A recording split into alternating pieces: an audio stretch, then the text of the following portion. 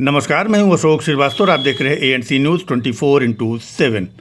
अमेठी के मुसाफिरखाना कोतवाली क्षेत्र के रुदौली गांव में हुए दोहरे हत्याकांड को लेकर चर्चाएं हर जुबान पर हैं। हत्यारोपी चाचा रामराज, उनके बेटे बेटियां और पत्नी के बारे में लोग कई तरह की चर्चाएं कर रहे हैं। ग्रामीणों के अनुसार रामराज का व्यवहार व संबंध गाँव में किसी से भी अच्छा नहीं था, इसलिए लोग उस परिवार से दूरी बनाए रखते थे। हमले के बारे में दूर से देख रहे कुछ ग्रामीणों ने अपना नाम तो नहीं बताया, लेकिन इतना जरूर बताया कि जब आकाश और उसकी मां धान के खेत में पहुंचे तो रामराज भी अपने बेटे बेटियों और पत्नी के साथ वहां पहुंचा और खुरपे और राड से ताबड़तोड़ वार करना शुरू कर दिया। रामावती और आकाश को संभालने तक का मौका नहीं मिला और दोनों धान के खेत में गिर पड़े। दूर से देख रहे ग्रामीण भागते हुए गांव पहुंचे और तब जाकर गांव वालों को जानकारी मिली कि दोनों को मार दिया गया है। दरअसल रामा का खेत उनके घर से लगभग 1 किलोमीटर दूरी पर है। बेटा आकाश मां को साइकिल पर बैठाकर लगभग 10:30 बजे धान के खेत की तरफ गया था। बताया जाता है कि रास्ते में रामा ने ग्राम प्रधान प्रतिनिधि को फोन पर अपने देवर द्वारा बवाल किए जाने की आशंका जताई थी। माँ बेटे खेत पर पहुंचे ही थे कि देवर रामराज भी अपने परिवार के साथ वहां पहुंच गया और हमला कर दोनों को मार डाला। ये पूरा हत्याकांड एक जमीन को लेकर हुआ था। गांव के स्वामीनाथ के 2 बेटे थे। मृतक आकाश के पिता उदयराज की मौत लगभग 18 साल पहले हो चुकी थी और अभी 3 साल पहले ही स्वामीनाथ की भी मौत हुई थी। स्वामीनाथ के नाम से कुल 1.5 बीघा जमीन थी। उनकी मौत के बाद 10 बिस्वा रामा देवी, 10 बिस्वा रामराज और 10 बिस्वा मृतक की पत्नी जगपता के नाम से वरासत हुई, लेकिन रामराज की निगाह उसकी भाभी रामा देवी के जमीन पर थी।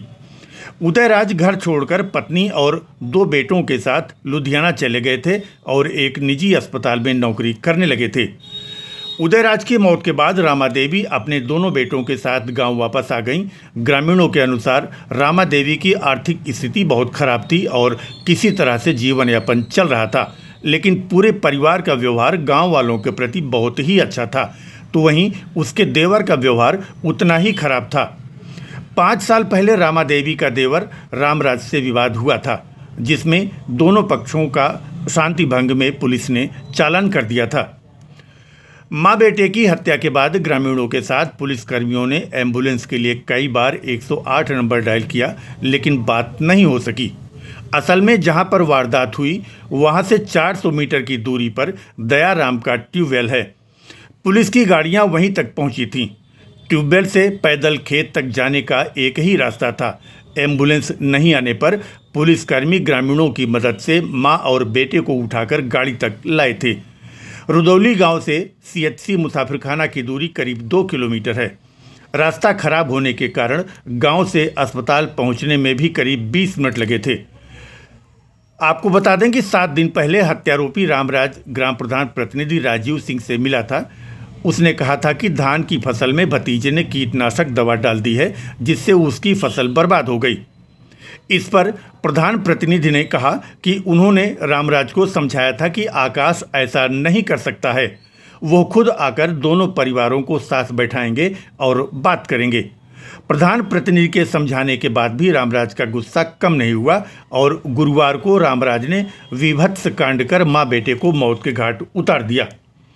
दोहरे हत्याकांड में मां बेटे की पोस्टमार्टम रिपोर्ट बृहस्पतिवार देर शाम को आ गई, जिसमें रामा के सिर पर 4 गहरे घाव मिले हैं और आकाश के सिर पर 5। दोनों के चेहरों पर भी चोट के कई निशान मिले हैं।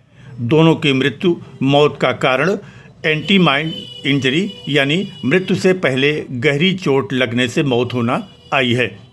देर शाम दोनों के शव पोस्टमार्टम हाउस से गाँव लाया गया है।